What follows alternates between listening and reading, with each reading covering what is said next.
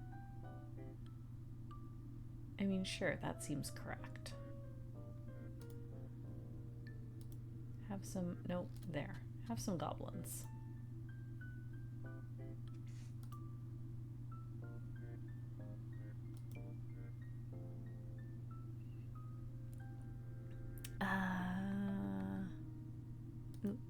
Play another 6.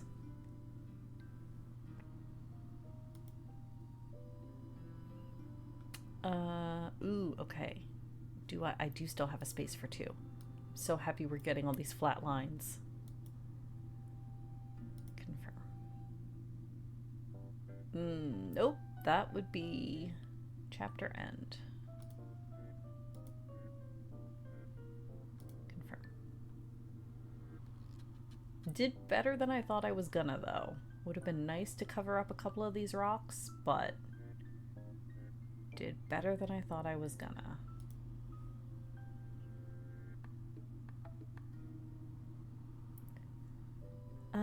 Okay. This game of terraforming Mars.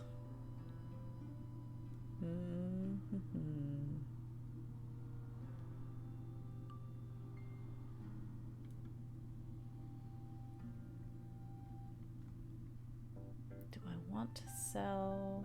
Actually, probably. Not really. I mean, probably this one. I don't really need that.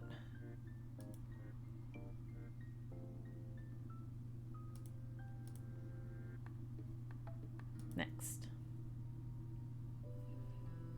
Okay, Codex Naturalis. I don't have enough butterflies to play this one, unfortunately. I would like to play this one, but where is the optimal? Probably here.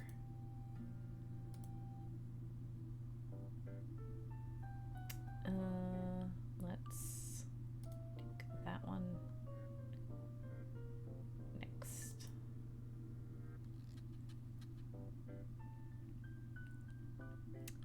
Okay, rummy, huh? So there's 5, 3, nope. Alright, draw a card. Okay, king can go down there.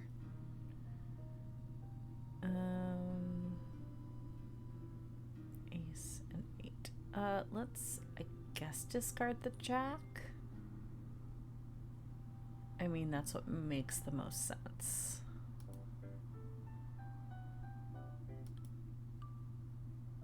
Alright, next. Ooh, a 4. Excellent. Put that there.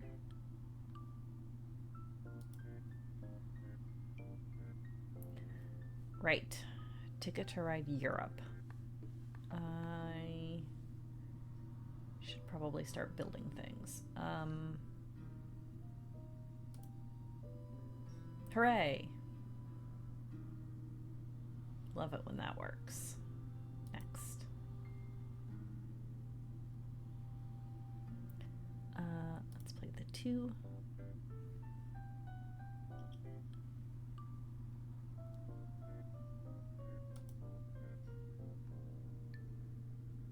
Okay, fancy Azul.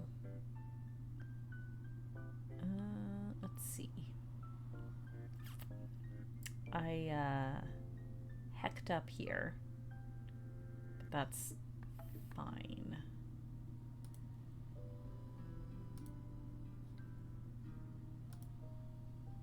I didn't need that vertical line anyway.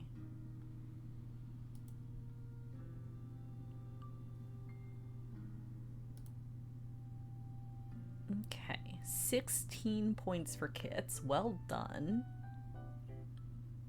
4-point hand for me, which was better than it could have been, and 4-point crib. Okay, it's down to the wire. This hand could decide it all, or it could go one more. And if Kits wins, the game is over. Let's see. 2 cards for Kitsune's crib, huh?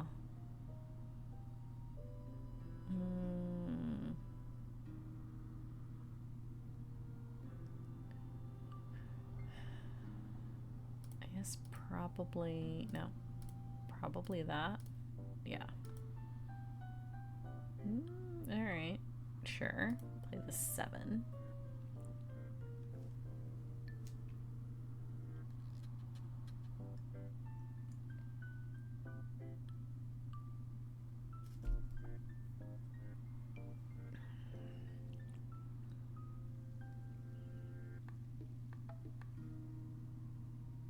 Just kind of chill here for a sec. See if we can play through this hand.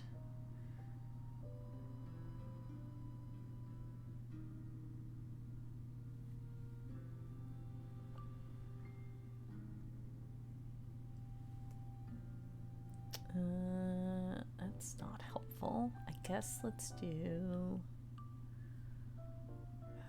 that.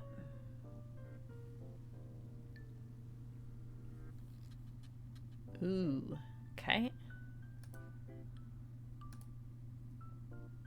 Okay. 2-point hand. Love that. But can Kit score 23? It's a 4-point hand. And a 2-point crib. One more round. We're at 106 and 105. Let's see. My crib, huh?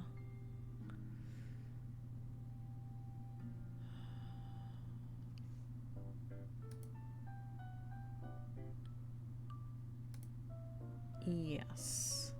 Sure. Okay. Okay. Okay. Interesting.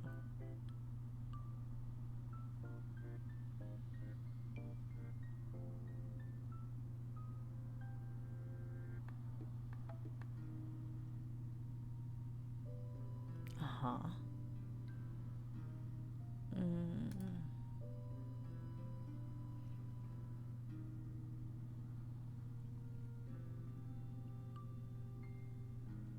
Me just making sad noises into the microphone. Oh, good lord. All right, all right. Is there an optimal way for me to play these 3 cards? No, not really. Unfortunate.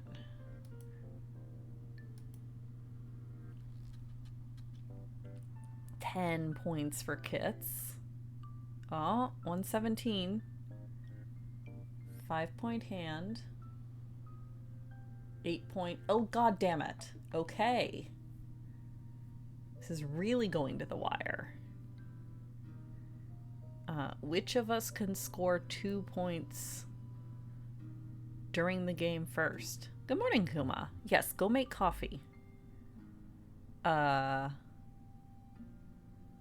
mean, it's not like this is actually gonna matter. It's not gonna get to the crib. Sure.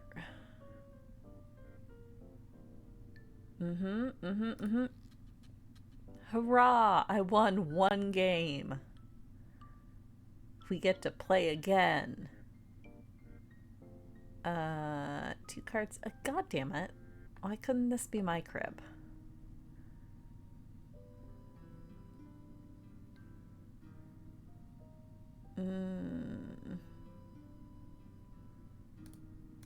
I guess let's do that.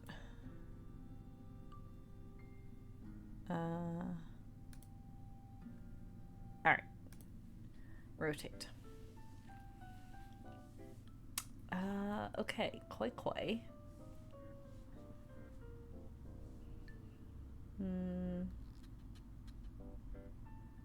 I mean, I guess I pick up the Rain Man here.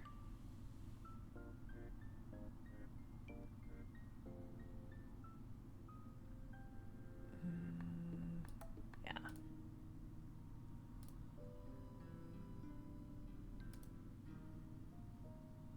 Next.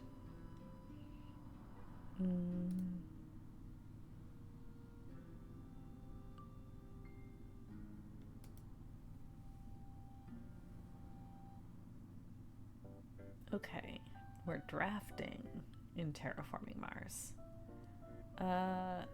Each Earth tag I have, which is currently 0. I guess let's go with microbes, because that's at least kind of a synergy. Okay. Moss. Good plants. Hooray, more rummy. I mean, sure, let's pick up that 3 and discard the king. Next.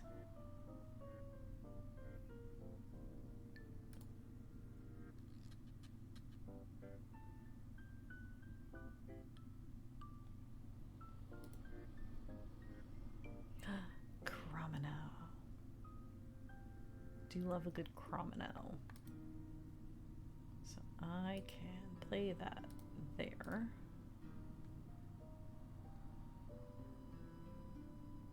Next. Oh, right. Skip that. I mean, I guess let's draw from the deck. Ooh, goody. I'll take that. Sure. This never went poorly at all.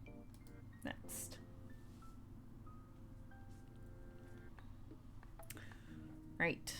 Clans of Caledonia. None of these are particularly useful contracts at the moment.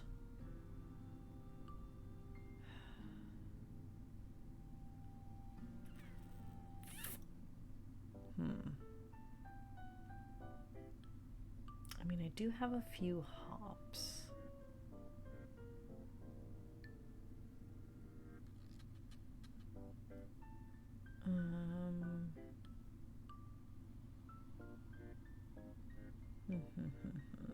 What do I want to do?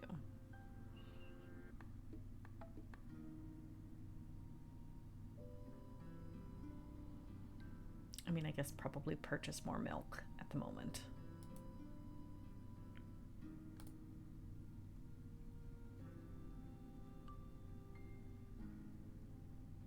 Next. Okay. So here, play that. Location die 1. Mousy. Next. Right. 0. Yes.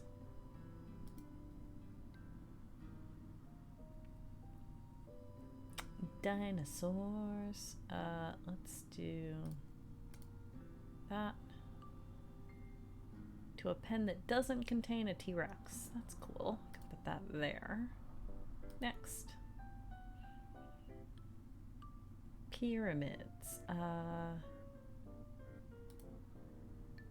Let's put that there.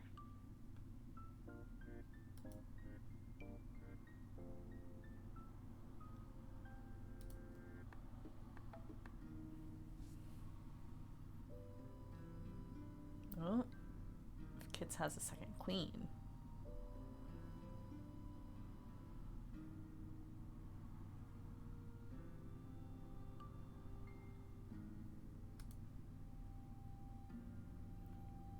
All right. Darkness. Yes, excellent. My old friend. And air. I guess let's go with probably this one first.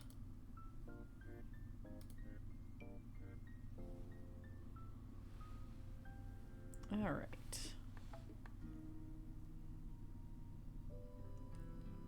We currently have 0 monies in this round, but let us activate our tardigrades. And then I probably do want to sell off a couple of these, hey? Let's see. Don't think I need that. Add 2 microbes to another card. See, that could actually be useful. Pay less for space cards, which I don't... I mean, I have the one, so I don't really need that. And I don't really need that. So, yes, let's go ahead and sell those.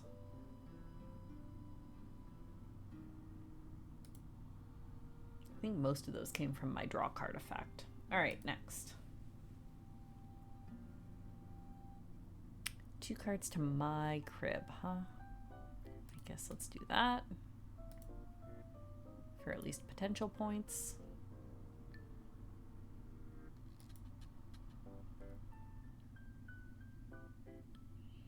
Okay. I have no energy currently. What do I want to pick up? I do want to be able to file something and then build it from the filing, because that'll let me pick things. I mean, this is addition. Yeah, let's file that one. Oh, hey, I love it when the draw effect gives me the actual energy I need. Hooray! So next turn, I'll build that, get to pick 2, and then we'll go from there. Next. Oof. That, I guess.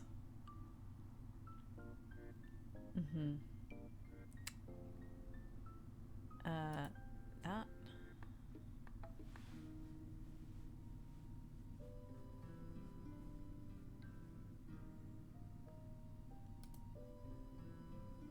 Okay.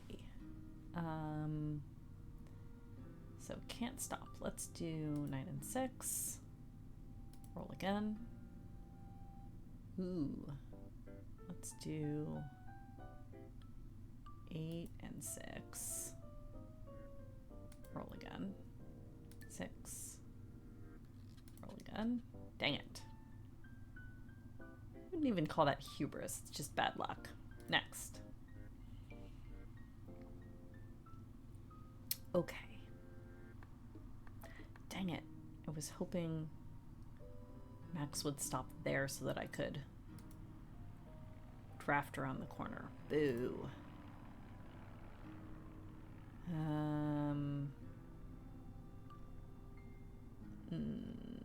No, I don't have enough.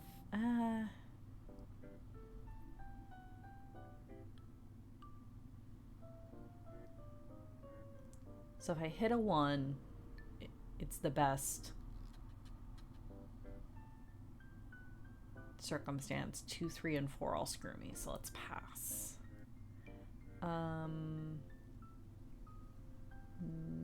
No additional discard. All right. Next.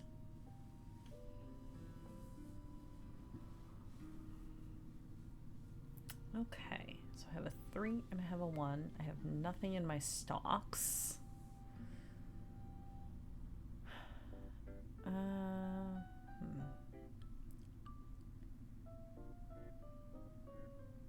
Okay.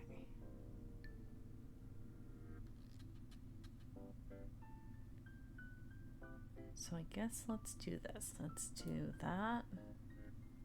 Ship. And then 3. Play it. Let's play it here.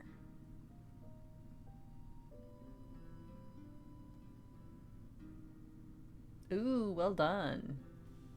You got the scary gif. But also, yes, if you should be eating a thing, please eat a thing. I only have the 1 depot to take goods from, but that's okay. Probably could have played that better, but that's fine. Okay.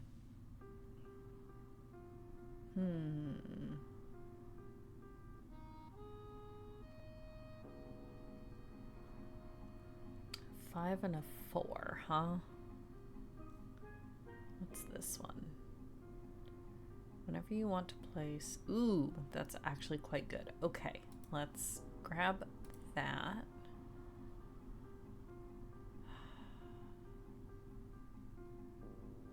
And then let's sell those. then... Yes, let's also buy that. Okay, cool. That felt better.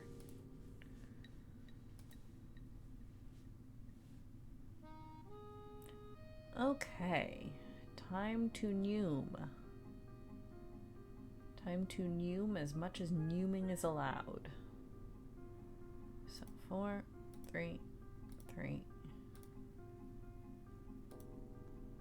I have a heat in my engine. I have 1 heat in my engine. Sure. Noom. Attempted Noom.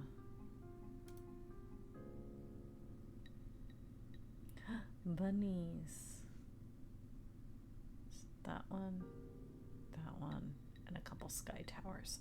Sure, let's take both the territories.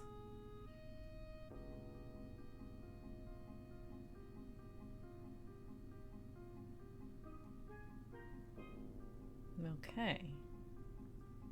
Next. Another a round of rummy. Ooh. Okay. Is there a better way to play that? I don't think so. So, take both of those. Play all 3 of those. And then let's discard that one. Next. Earth! Alright. So, our scoring cards. We have cards with a rainy habitat, or with a watery habitat, cards with a sunny habitat, a complicated one, and then cards that have growth on them. So, I should probably try to concentrate either sunny or rainy.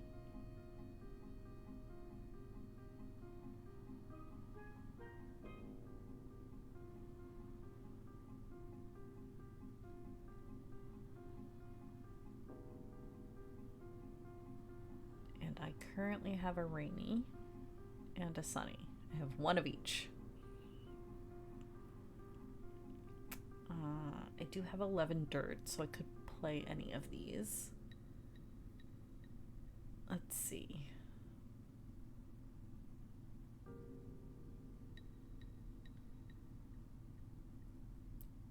And then other, do I have any that are placement based?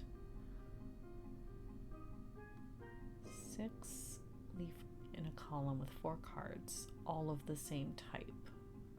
So that wants columns that are all the same. Okay. So.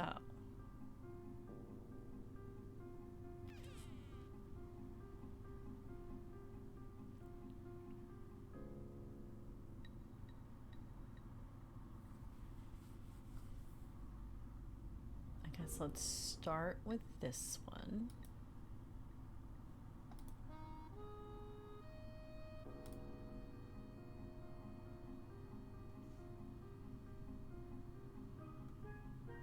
Activate. Cube dirt. And all right. Next. Ooh. Youch. Sure, let's put that there.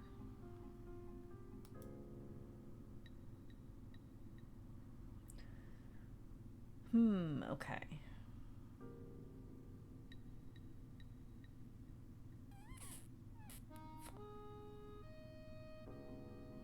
One, maybe 2. Let's go with 2. I always seem to get stuck at the end with more than I expect. Not that I'm going to be winning this by any means. Let's go with 2.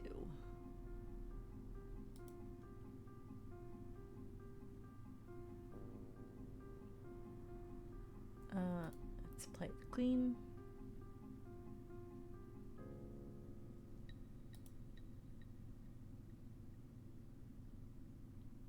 Ooh, all right. So here, definitely want to play this. Discard that. Excellent. Next. A 1 and a 15. Let's do that. There. Means I get to play again. Let's draw. Ooh, cool. I'll take it. Put that there. Excellent. Next. Right. Okay. So I need a 6, 2, and a 1, a 6 and a 3, or 6 singles. I've got 3 singles. I've got a 6 working on here.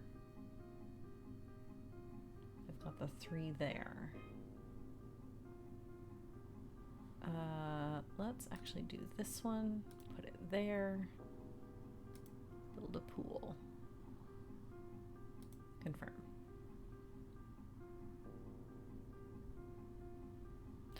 Ooh, all right. That, okay. That, both of those work. Pizza rolls have been nuked and are ready for consuming because you're adult. Man, the amount of times Kara and I eat pizza pockets, which is basically the same thing, you're fine.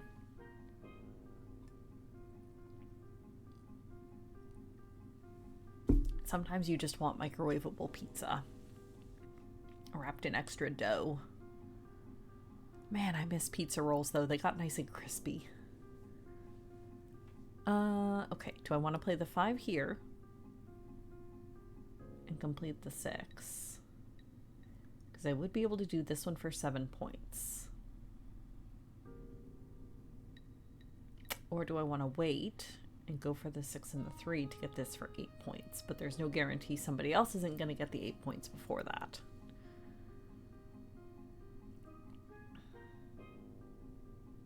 So I think we do this, hey? Means I would have to do a second 6. But that's alright.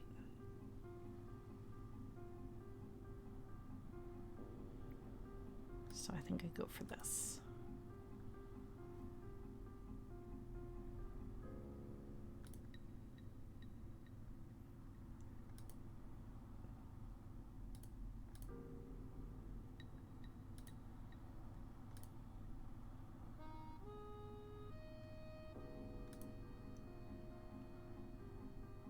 All right, next.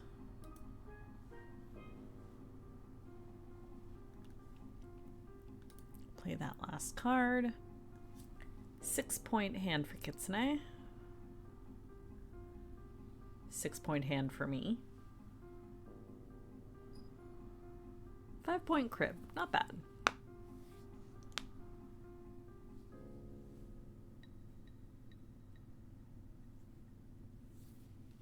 All right, 2 cards to Kits's crib.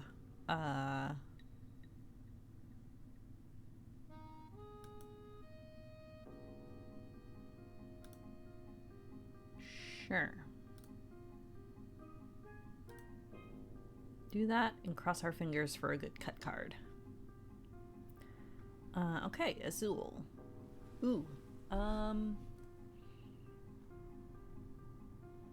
Yes, let's grab those 2 to put there. Confirm. Next. Nope, skip that. Okay.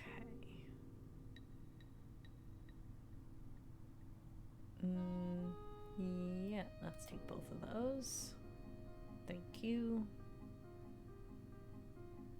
Next. Red. Right, this is the one where Kara was an absolute monster. Blocked my way to Santa Fe. So now I need to figure out an alternate route, which is rapidly diminishing. Blue, please give blue. I mean, I'll take the red in the meantime, but please blue. Next. Yahtzees. What have we got here? We do have a full house. So I think we just, yep, we just score that. Neat. All right, here. 1, 2, 4, 4, 6. I guess let's roll for 4s. Ooh, full house. All right, I'll take it. Thank you very much, dice. Please continue being kind.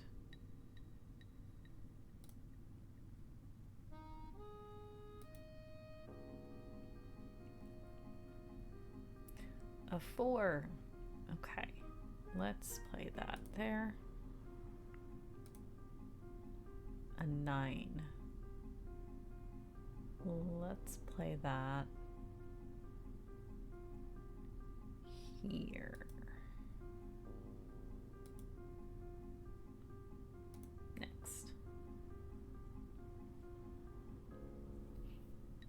Okay, steamrollers. So gentle curve and sharp curve, neither of which I need up here. So let's just mark the locomotive. Next.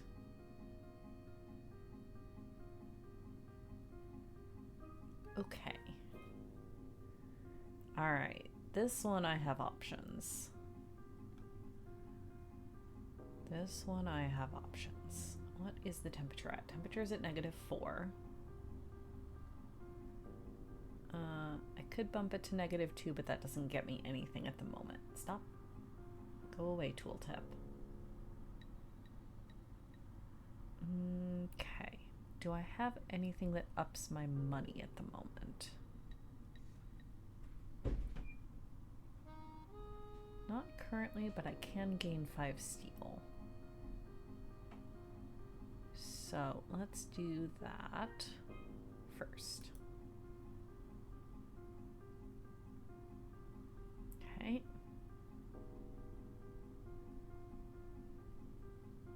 And then I should be able to use that. Yep. Okay. All right. Good turn, good turn. Next. Okay, Tokaido. I think... Do I want... Yes, I do want a cherry tree. Perfect. Next. A 6, huh? Let's do that.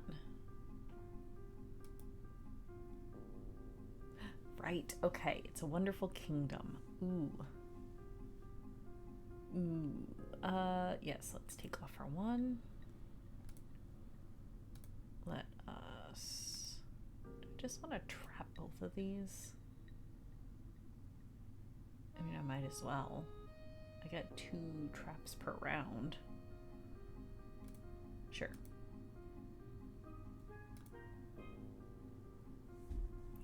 Okay. Gee, do we want some forest? Let's play it like this. And then I guess, yes, forest.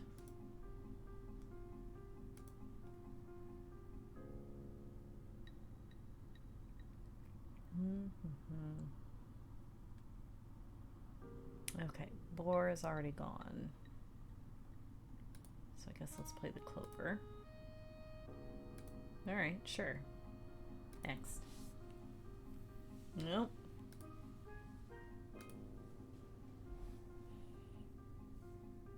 Kuma has coffee. Kids are watching Sunday Playframe. All is well. Yeah, the Sunday Playframe that they've been doing recently, Fogs. I had never heard of that game before. It is very cute. It looks like the kind of game that I would absolutely, if Kara and I tried to play it together, we would kill each other. But it's very enjoyable watching Dan and Carrie play it. I've been enjoying that playthrough a lot. Okay.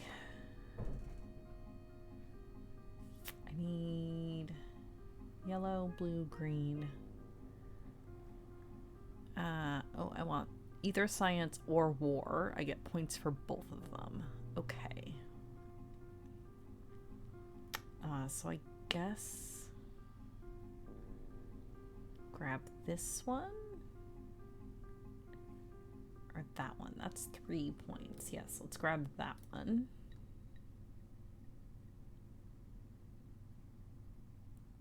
And then that one.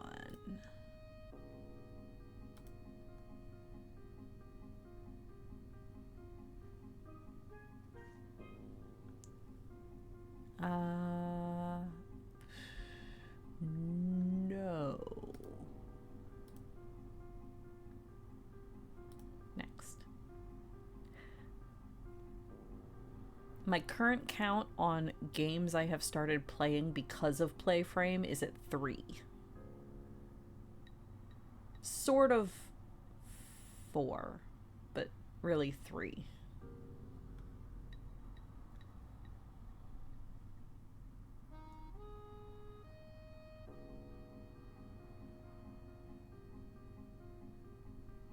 And then also just his playthroughs of games that either I have already played or games that I know I'll never play, but it's very enjoyable watching somebody else play them.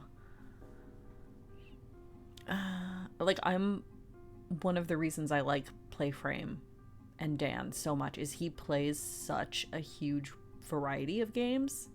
It's not like he has his genre. Like, he plays a huge breadth of games. That's very cool.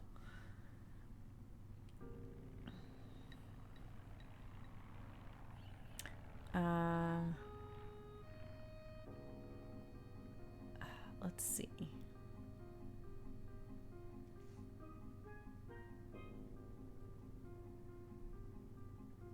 Usually until he gets stuck in a Kingdom Hearts or a FromSoft. I mean, of course he has like his favorite genres, but like even if you just like look at his playlist of like one-shots where he just jumps in and tries a game, it's like every game under the sun.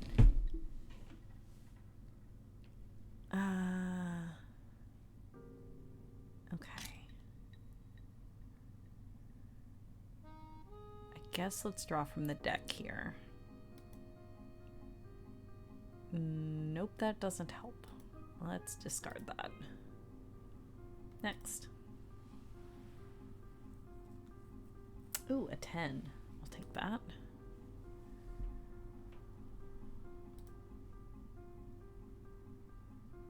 Okay. Now I want this. Hooray. Alright.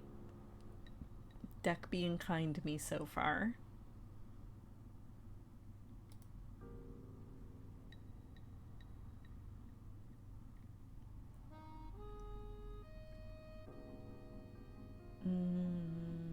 Yes, I want those. Go there.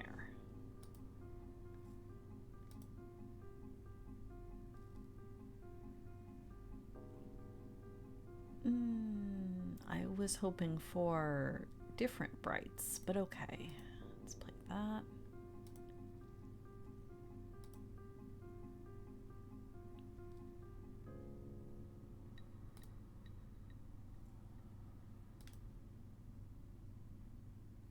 Wizard. I guess, sure. This may go poorly.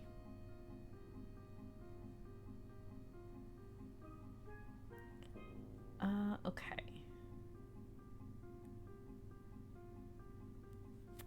I guess let's pick up. I'm gonna want to pick up that.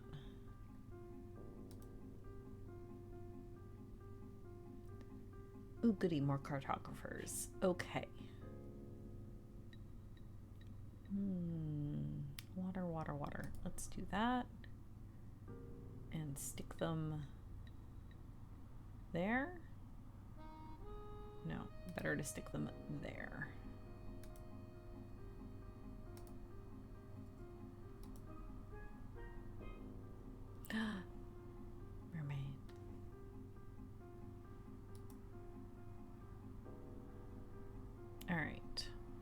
Kids' turn. Next. Okay. I've got 3 red birds. I've got here. I've got here. I've got here. I want to play there because it borders 2 of them. I guess let's play the yellow bird there. So, reminder, birds score when you place them. They combo off of how many other birds of the same type are around them. The flowers score at the end of the game, and you want them in straight lines from your point of view. So like here, I want, now that I've got 2 yellow in this line, I want to try to get more yellow flowers in this column. But Kite is going to be looking at a different orientation, and Kuma is going to be looking at a different orientation. So it kind of comes down to who can place better birds, or who can place flowers to their advantage while trying to potentially block other players. All right, next.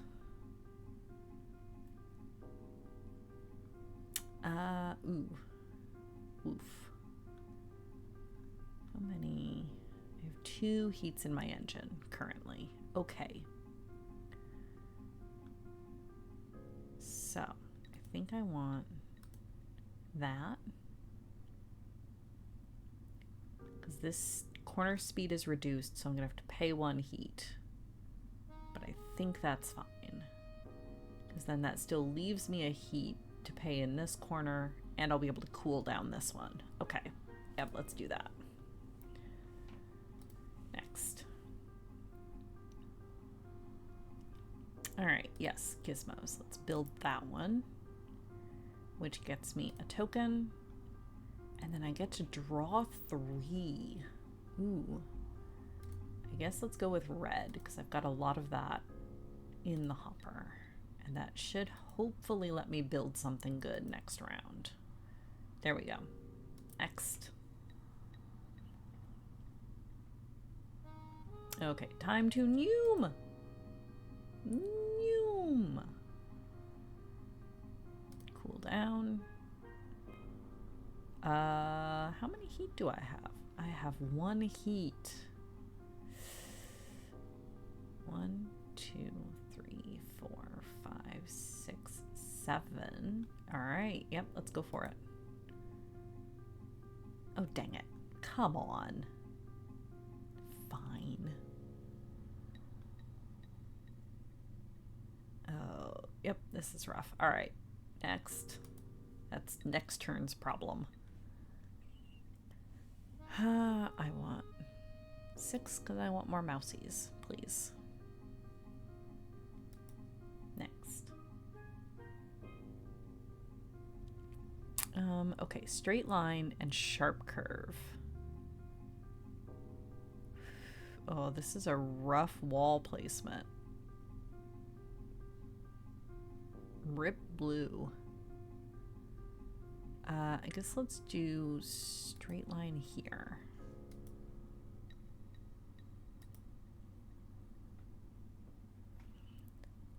Okay, back to Rummy.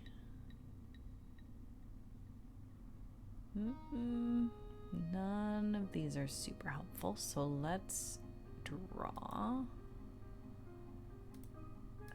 Let's go ahead and play the 5s.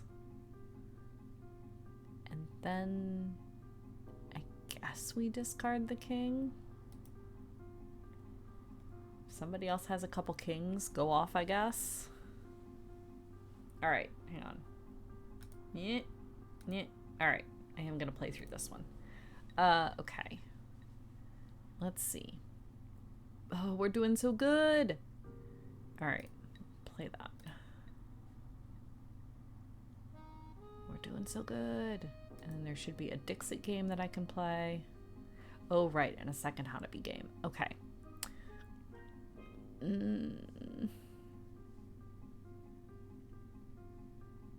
What is useful? What is useful? What is useful? Nothing is useful at the moment. Oh, nope, that's useful. Mark that.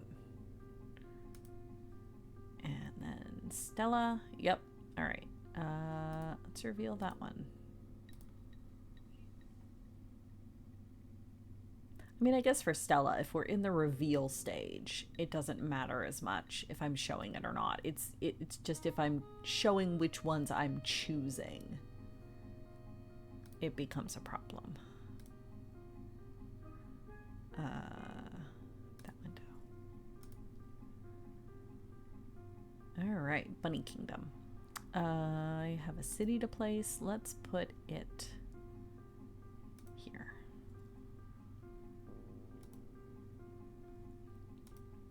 And I think we're caught up.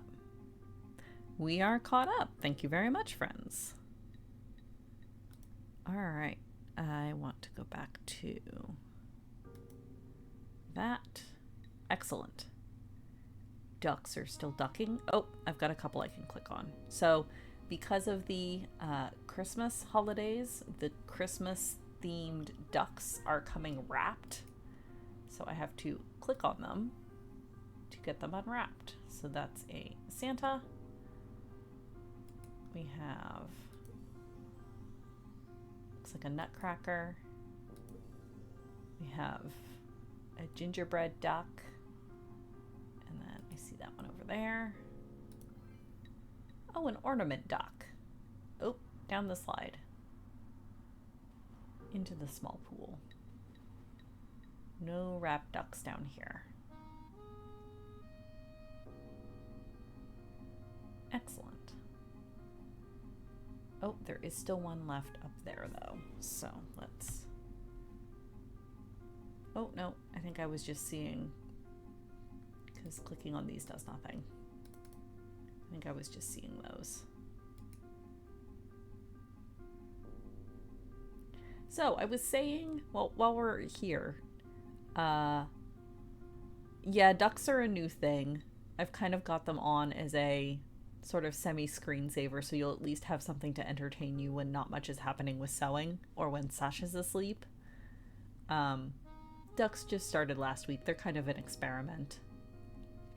But I was saying how some of the ducks have like interactions or like Easter eggs.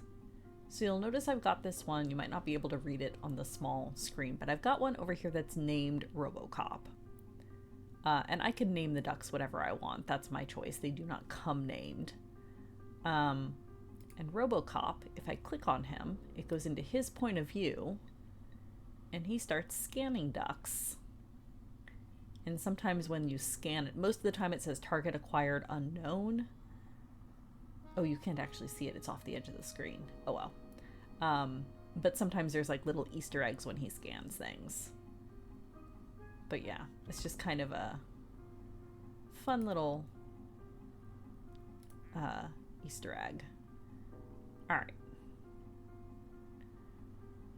Let that go back into AFK mode. Randus has done a stretch and a hydrate. Everybody stretch and hydrate. I will stretch as I move back to my chair. And I will also hydrate.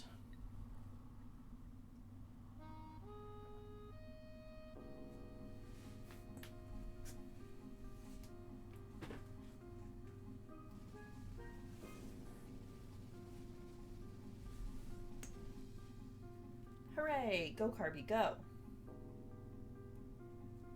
Using those channel points in the new year, I see.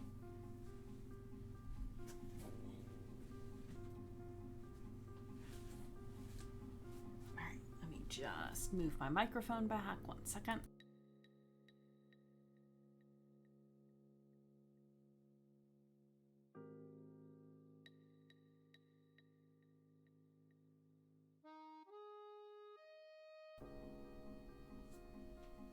Alright, there we go. Hey, wake up, laptop. I need you for chat.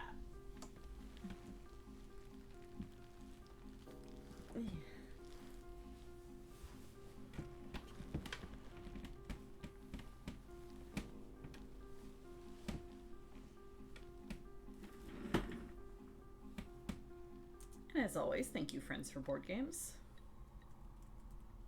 Thank you, Kate, for making boards this week. I kind of intended to, and then just kind of spent my entire holiday vacation flopped over doing not much of anything. But it was good. It was relaxing and it was needed, so. Alright. Now.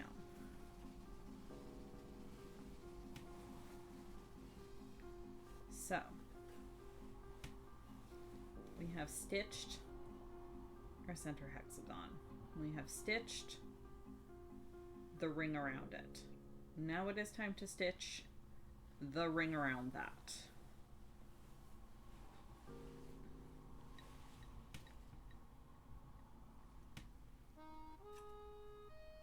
I need more thread.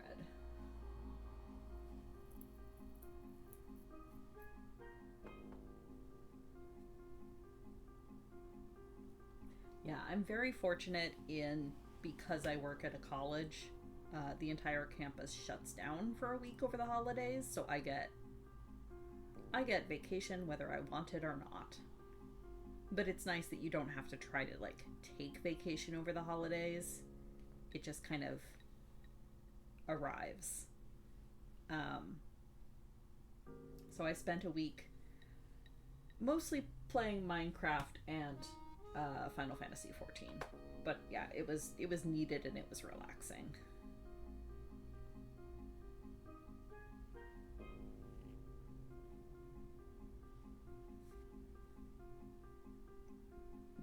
All right. Now then.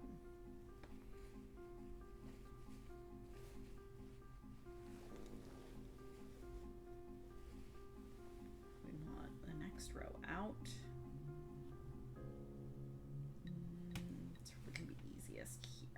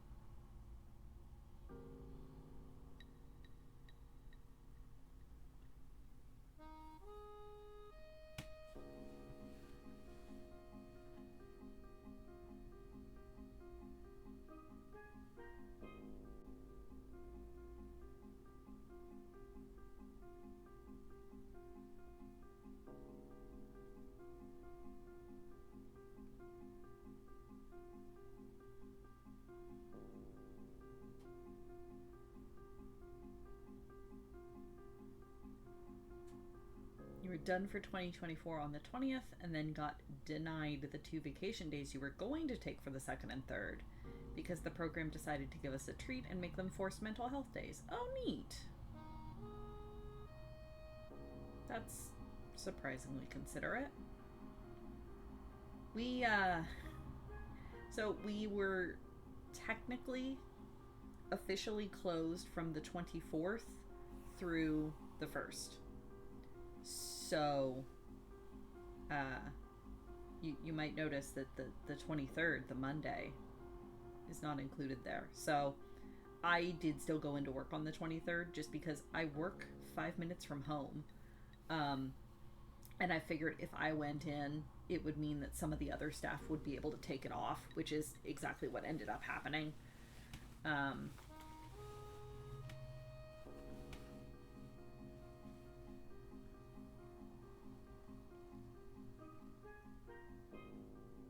but yeah, that was fine.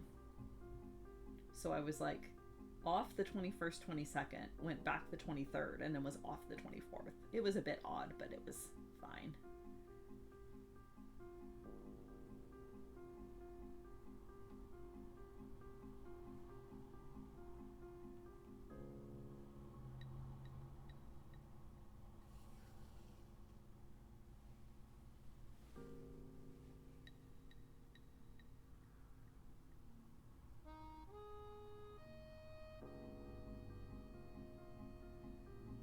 Wait, they mandated them as mental health days and paid them out from your sick time?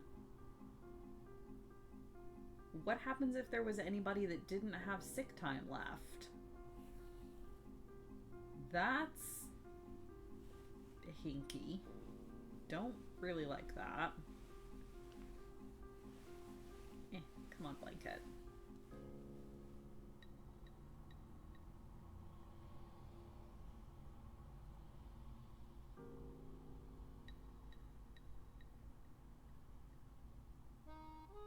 I think they did it because a lot of you had to give up some vacation time to make deadlines. Yeah, I guess that's fair, but still.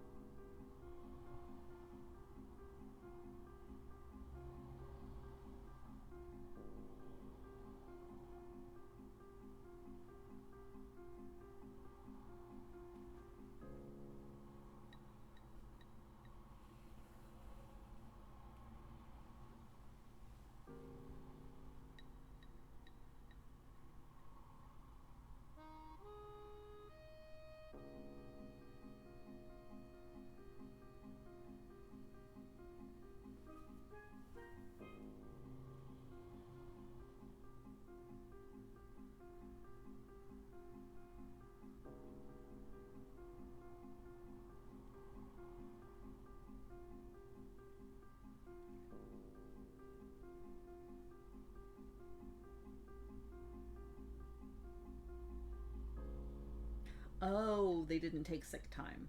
You have 4 different pay buckets. Okay. And you get like 100 days of sick time. Wow. Okay.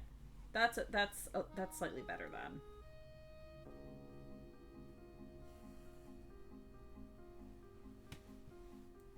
That's better than what I was picturing.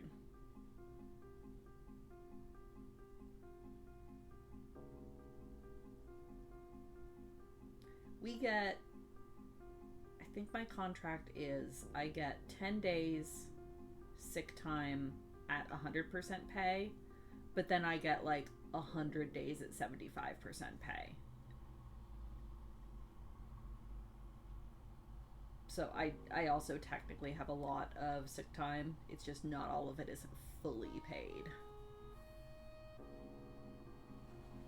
Which, you know what, that's fair. I can get behind that, especially for an educational institution.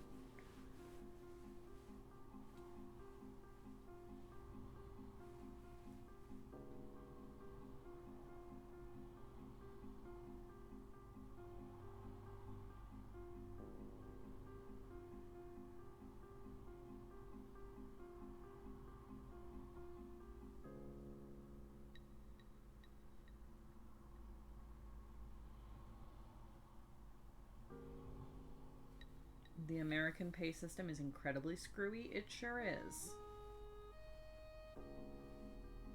And varies wildly by company.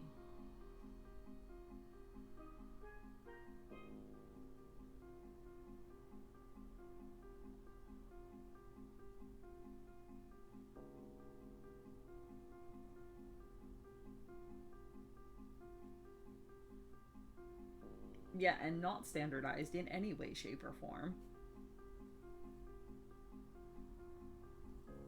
if I remember correctly, long-term sick time gets managed by a government agency rather than the company itself.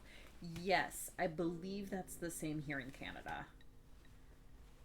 Like, because when I was off over the summer, um, I was actually, because I was off for so long, I transitioned from sick time into short-term disability, which was managed. Well, no, I think it was still managed through my workplace, but it was managed by a third-party company, which I believe is government regulated.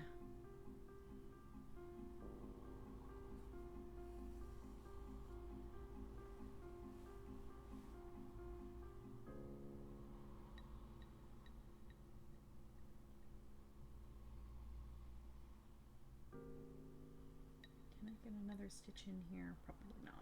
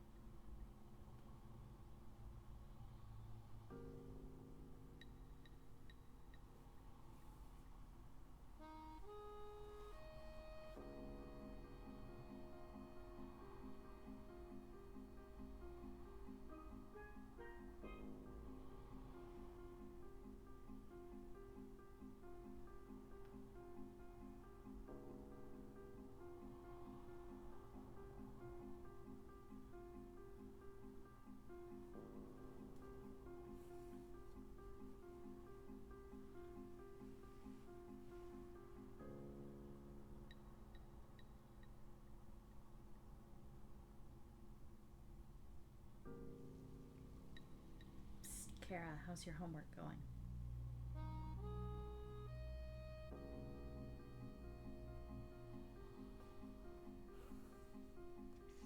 Also, how is your tea? Reminder that you have tea.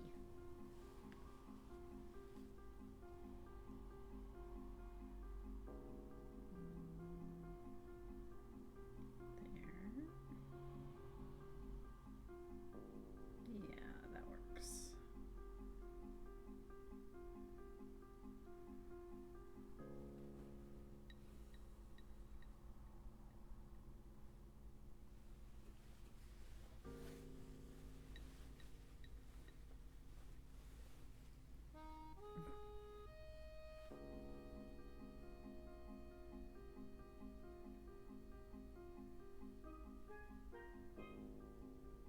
No, she has to tell me I'm her productivity watchdog.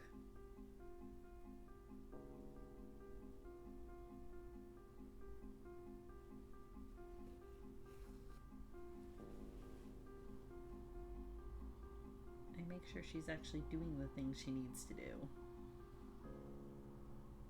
Well, I help. She's pretty good about managing her own time.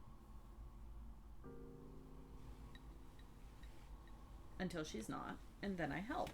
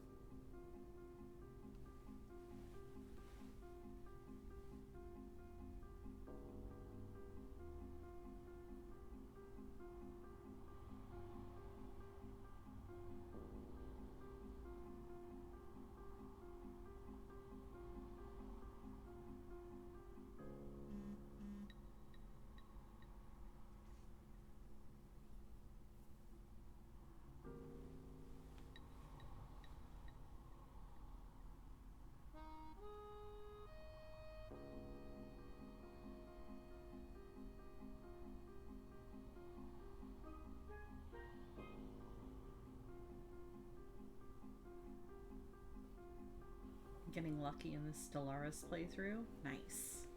I own Stellaris, and I have booted it up a couple times and bounced off it both times. I don't know. I think it's too much. It just feels way too overwhelmed. Well, okay, no. I don't think it's the kind of simulation that I'm looking for in a game like Stellaris, if that makes sense. It's much more like political and society sim when I want like an exploration sim. Like, I think I was hoping for something like No Man's Sky. I think I was hoping for something like halfway between No Man's Sky and what Stellaris actually is.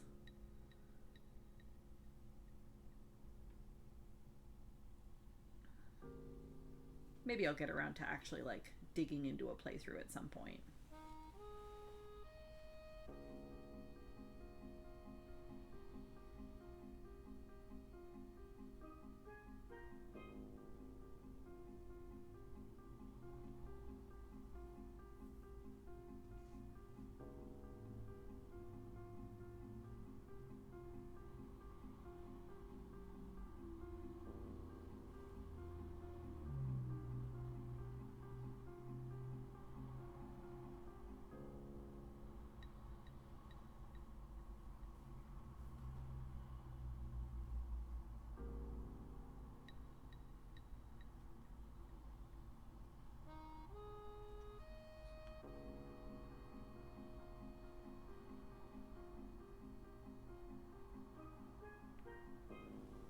Why did my phone buzz? Okay, nothing important.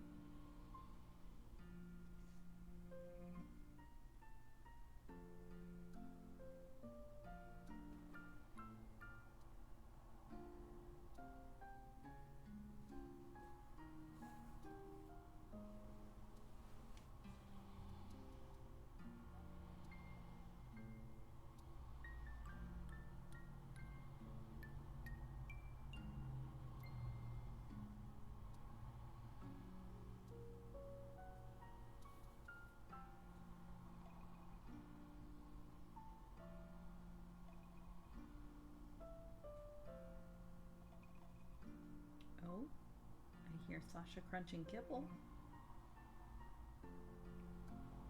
Sasha, I'm in here if you want to come say hi.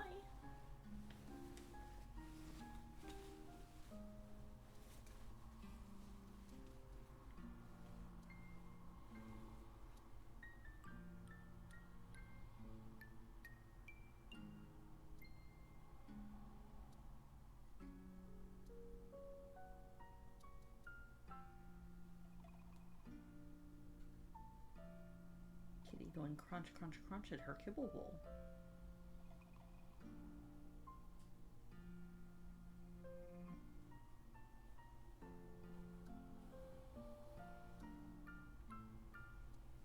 Sasha. The question is she smart enough to push my door open? Which is closed all but a crack.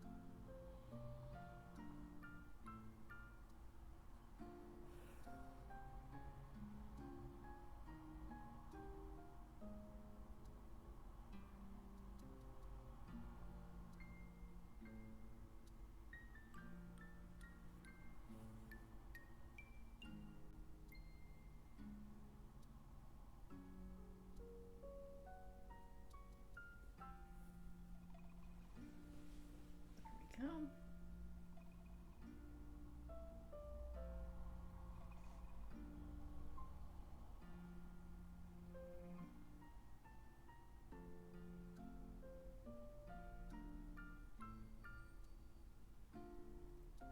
Sasha.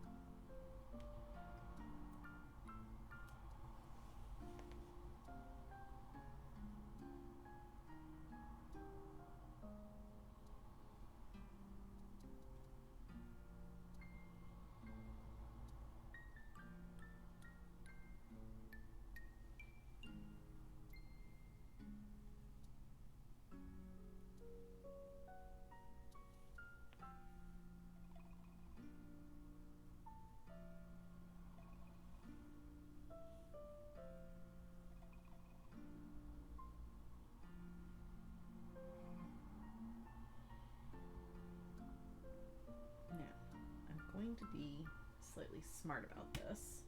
I know, seems weird.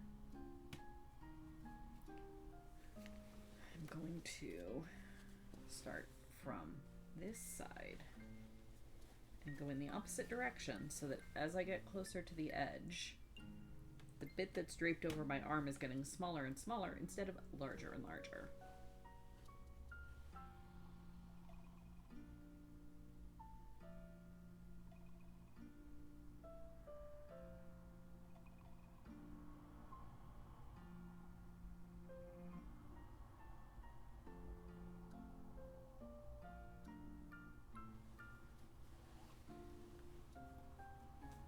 I'm doing this right?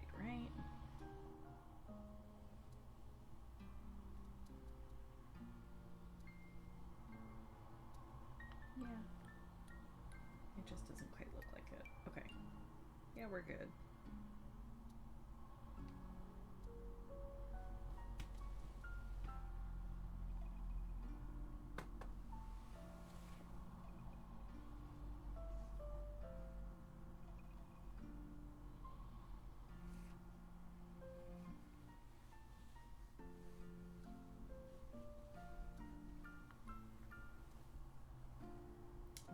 Let's start. Oh, Sasha. Oh. Her tail is pathetic. She is coming in not of her own free will. My poor blanket.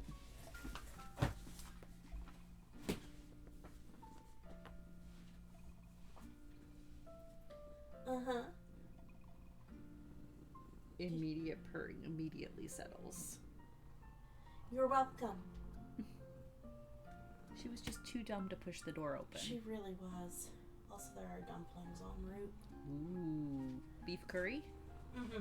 Yay! Those are my favorites. I know. They're the only ones I ordered for you. Thank you.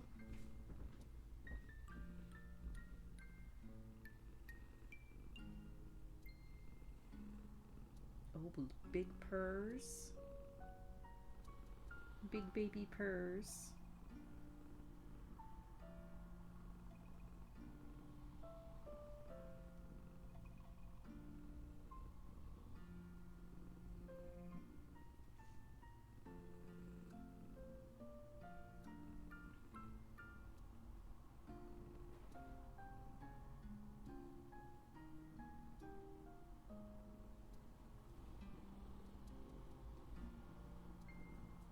Who's a kitty?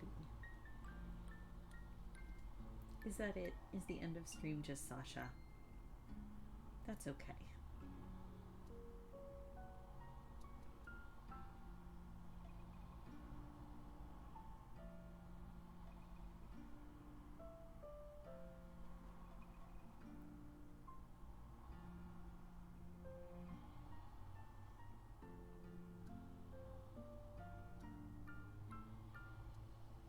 Are you gonna roll yourself upside down to show chat your little teeth?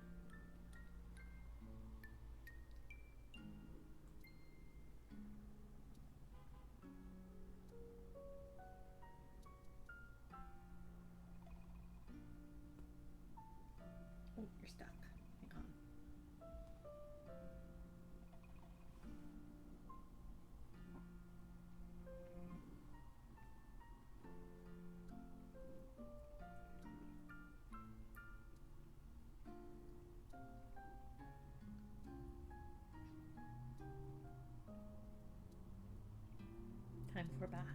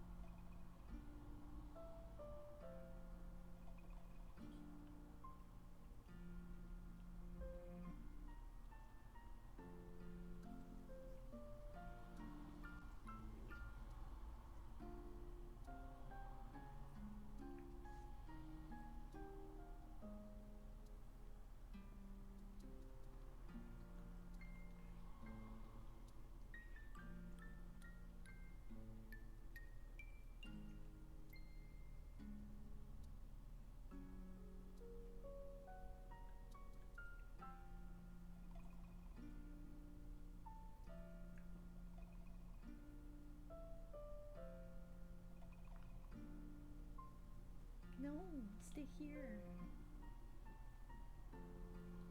I will give you good pets. Just stay here. No. Bye. Then she goes. Oh, will she come back?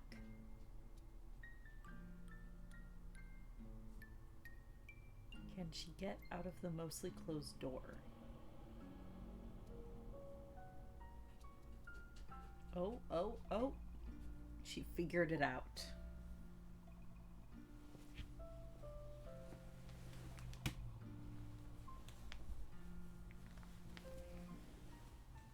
Which honestly is shocking.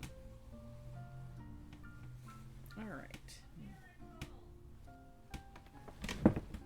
Now then.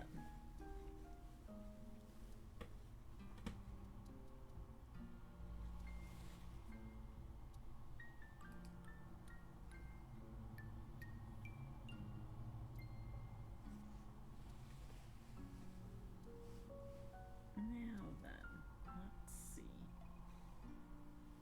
On the outside of this seam.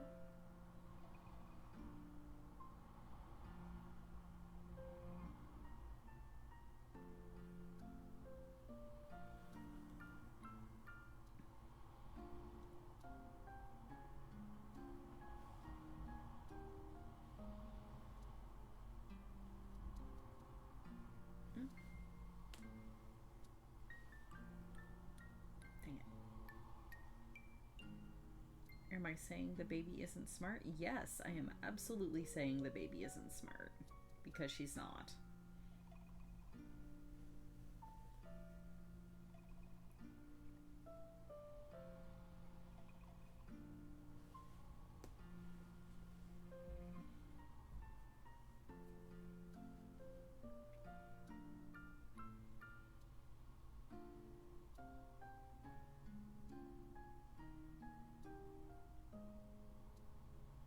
She fails to figure out how to go through open doors all the time.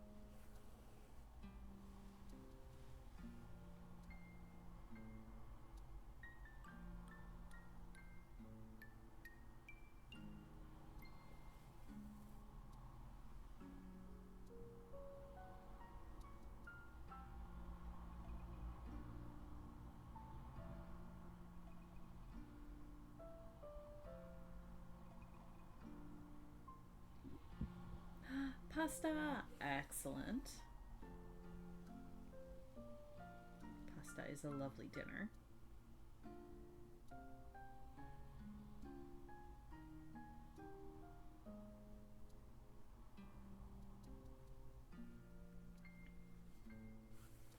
Reminder to anyone else who also needs to eat, please go eat.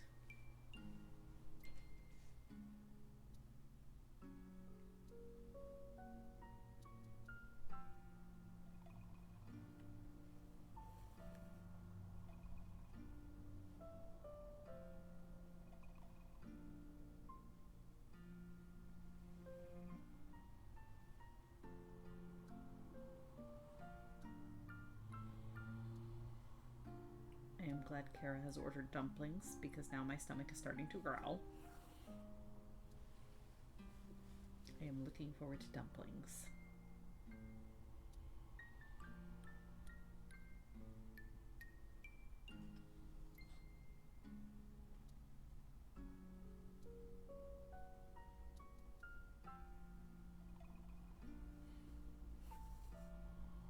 The place we order from has a delicious beef curry dumpling, which is usually my go-to. It's so good. Ah, stop it.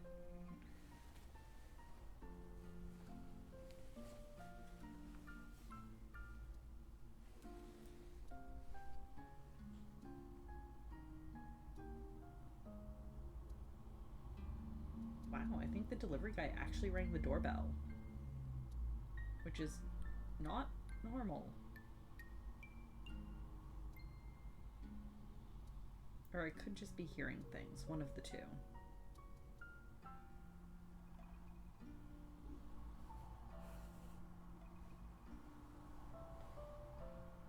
No, stop wrapping yourself around the safety pins. This is what I get for basting with safety pins.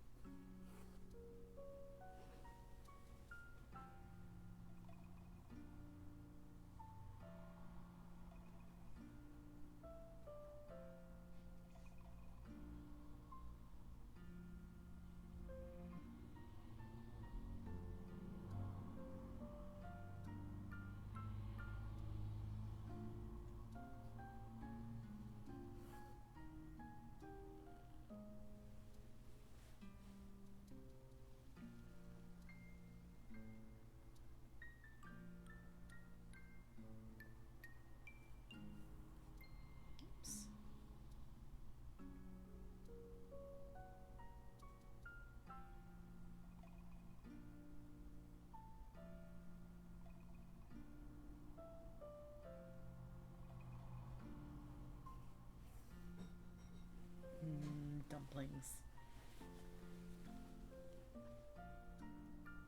Let's see if I can finish this thread.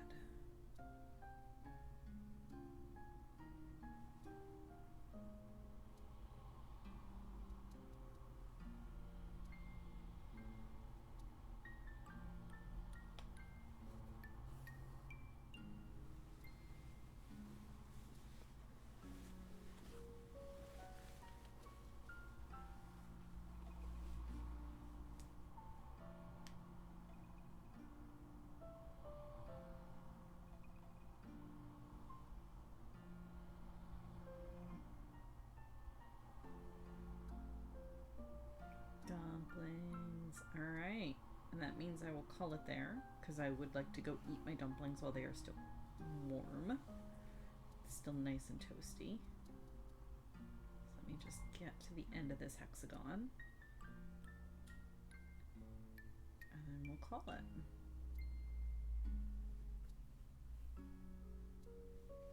Yes, and final reminder, anyone else that also needs to eat, please go eat. It is important, and your body will thank you. Also, keep hydrated.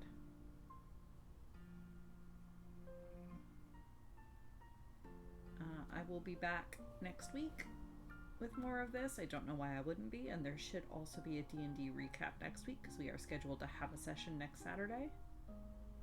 So after a bit of a holiday break, we'll be getting back to those shenanigans, which I'm sure will be fine. There we go. Alright, let's tie this off.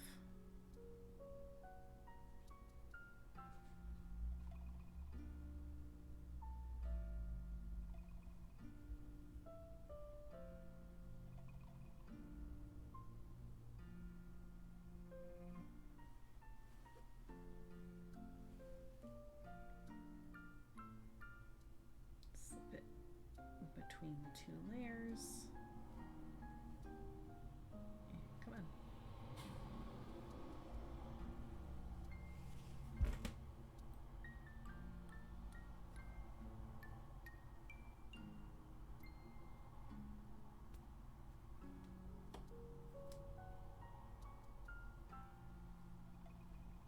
Nah, everything is fine.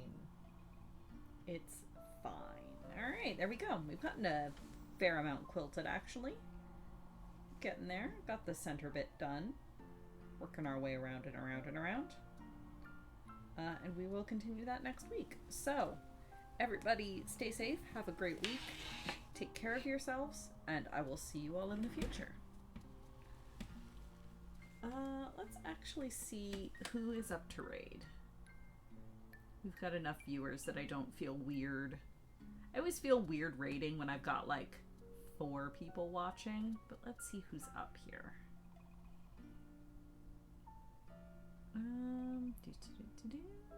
Ooh. Oh yeah. We've got newborn baby bald eagles over at Window to Wildlife. So let's go check in on them. Enjoy fluffy babies, and I will see you all later.